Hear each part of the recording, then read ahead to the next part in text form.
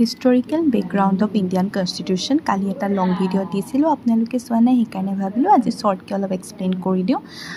Historical background মানে first আমি east India কোম্পানীৰ বিষয়ে চাব লাগিব। ইষ্ট ইণ্ডিয়া কোম্পানী ভাৰতলৈ 1600 চনত কুইন এলিজাবেথৰ নিৰ্দেশ মতে ভাৰতলৈ অহাৰ সিদ্ধান্ত লৈছিল। মানে কুইন এলিজাবেথে এখন ৰয়েল চাৰ্টাৰ দিছিল, লাইচেঞ্চ দিছিল তেওঁলোক যাতে ভাৰতলৈ আহিব পাৰে। আৰু 1608 চনত ব্ৰিটিছসকল ইষ্ট ইণ্ডিয়া কোম্পানীৰ হিচাপে ব্যৱসায় কৰিবলৈ ভাৰতলৈ আহিছিল। তেওঁলোকৰ যিগৰাকী ৰিপ্ৰেজেণ্টেটিভ আছিল তেওঁ আছিল উইলিয়াম হকিন্স। তেওঁৰ মানে নেতৃত্বতে তেওঁলোকে চুৰাটত আহিছিল আৰু তেওঁলোকৰ মুখ্য উদ্দেশ্য আছিল ভাৰতত ব্যৱসায় বাণিজ্য কৰা, কোম্পানী প্ৰতিষ্ঠা কৰা আৰু মেইনকৈ মছলাৰ ব্যৱসায় কৰা। কিন্তু তেওঁলোক যে ভাৰতলৈ আহিব, কাৰোবাৰ কোম্পানী স্থাপন কৰিব, তাৰ কাৰণে কাৰোবাৰ পাৰ্মিশ্যন ল'ব লাগিব ন।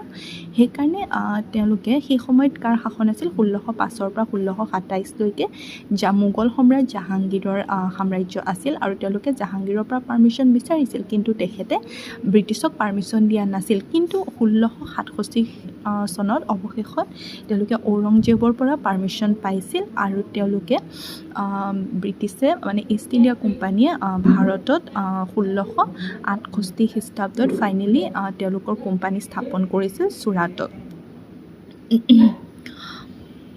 আৰু এতিয়া আপোনালোকে চাব পাৰে, এইখন মই অলপমান মেপ এখন এনেই সৰুকৈ মানে অলপমান আঁকি লৈছিলোঁ।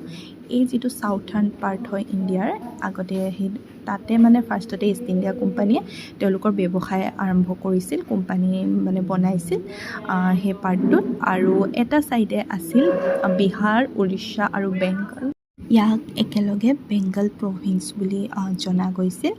এই ঠাইডোখৰ আছিল সেই সময়ৰ আটাইতকৈ মানে ধনী বা সমৃদ্ধিশালী এক অঞ্চল আছিল। আৰু এই ঠাইডোখৰ মানে বেংগল প্ৰভিন্স কাৰ আণ্ডাৰত আছিল, নৱাবৰ আণ্ডাৰত আছিল। আৰু নৱাব আছিল চিৰাজউদ্দৌলা।